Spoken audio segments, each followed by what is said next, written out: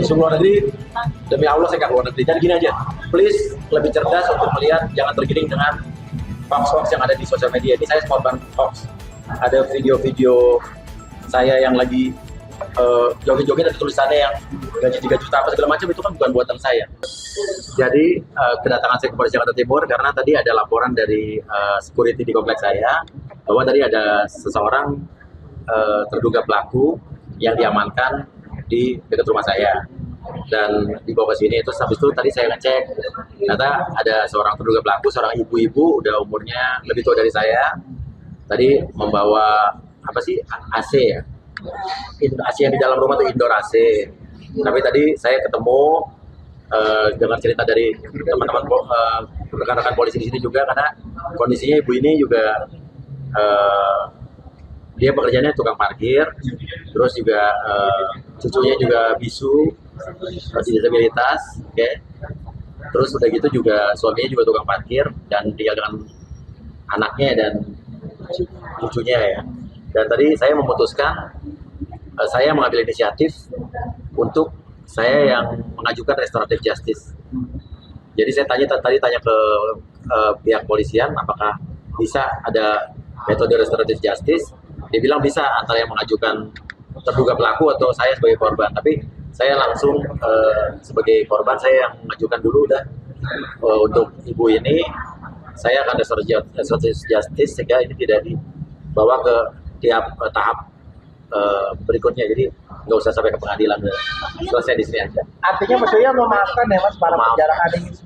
Saya bilang udah ikhlas. Tadi ibu itu juga tadi cerita dia nggak maksud apa-apa, cuma datang mau dengar ada lihat rumah saya, terus ketemu ada di depan pintu ada AC tergeletak, diambil gitu. Dia sendiri malah dia bilang nggak tahu itu ini barang apa, dia juga nggak tahu yang diambil apa. Mas, ini hanya ibu ini satu aja atau ada beberapa orang lain yang? Kalau yang lain saya nggak tahu, karena kalau saya terus terang saya baru pertama lagi saya keluar ketemu orang rame. Kemarin saya sempat keluarnya diam-diam gitu ya. Sekarang ini baru pertama kali saya berani untuk keluar yang rame-rame ketemu orang. Dan saya nggak nyangka juga tiba-tiba banyak teman-teman wartawan. Tadi saya belum terlalu siap juga untuk diwawancara.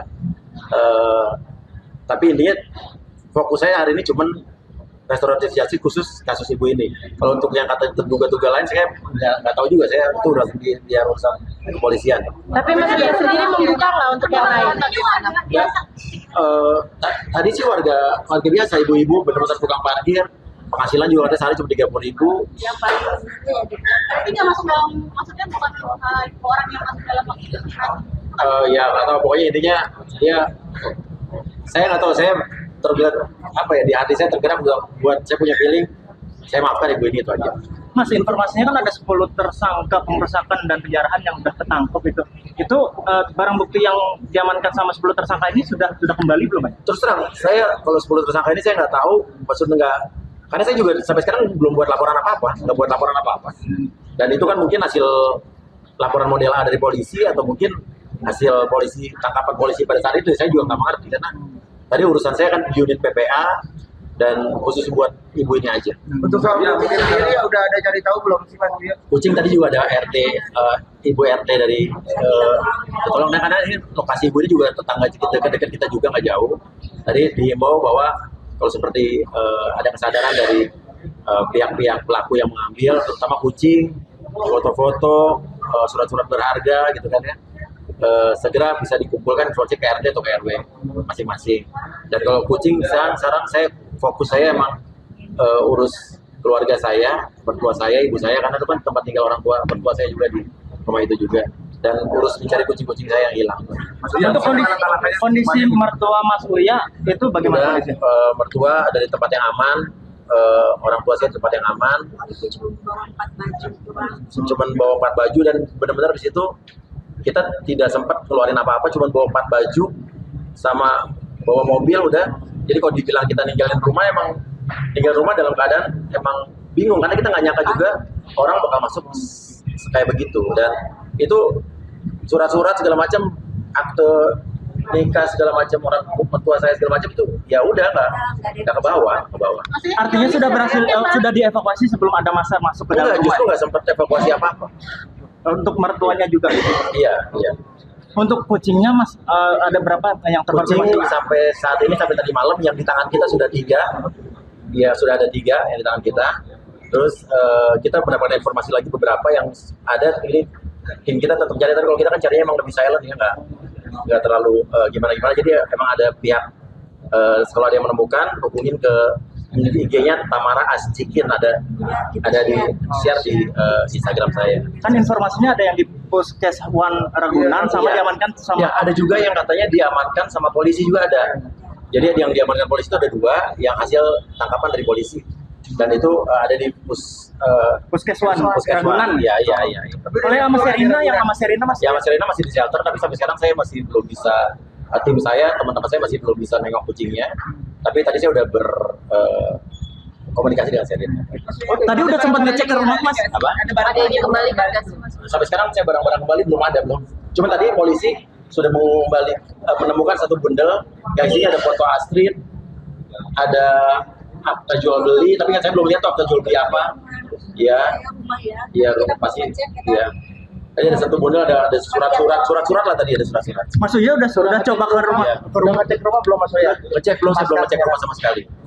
Itu Tapi aja. anak-anak gimana masih takut atau seperti apa? Masih ada trauma atau gimana sih Mas? Saya sih terus terang ya, ini kalau boleh jujur ya, saya waktu masa ke rumah saya tuh sebelum udah ada isu mau ke rumah saya tuh saya udah ikhlas. Terus waktu ibaratnya lihat video akhirnya tembus, kan warga sekitar tuh menolong, menjaga. Warga tetangga-tetangga saya orang-orang baik, dia menjaga dan menghalangi orang-orang yang masuk, tapi tiba-tiba ada rombongan dari belakang, dari luar lebih langsung rangsek, seperti ada provokatornya yang langsung ngasih komando. Ya akhirnya udah nggak terbendung, saya habis itu udah matiin telepon, saya udah pasrah aja. Saya udah nggak Anak-anak cerita. Mas Uya gimana? Nggak update juga. Anak-anak nangis lah pasti, kan di situ ada barang-barang, foto-foto keluarga kita yang gede-gede, yang foto-foto anak-anak masih kecil, foto nikah. Itu sih yang sama kucing sih yang pasti kita ya itu aja. Katanya sempat trauma juga Mas Uya pas penjarahan itu, sempat trauma juga Mas Uya. Yang mau lihat videonya nggak mau update. Saya baru lihat video penjarahan itu baru kemarin, apa hampir 2 hari inilah. Jadi 2 hari kemarin tuh saya belum lihat apa-apa. Terus baru lihat di Instagram tuh baru setelah berapa hari. Karena saya terus terang, saya masih ada di safe house, di rumah aman, dan itu aja. Tapi Ya. isu luar negeri benar nggak sih Mas Uya? Isu luar negeri, demi Allah saya nggak keluar negeri. Dan gini aja, please lebih cerdas untuk melihat, jangan tergiring dengan hoax-hoax yang ada di sosial media. Ini saya korban hoax. Ada video-video saya yang lagi joget-joget, ada tulisannya yang gaji 3 juta apa segala macam, itu kan bukan buatan saya. Itu yang menggiring, yang memanas-manasi orang supaya seolah-olah saya, pokoknya dia gitu deh. Dilihat yang benar, tolong diteliti apa yang dituduhkan orang itu benar video saya bukan. Mungkin banyak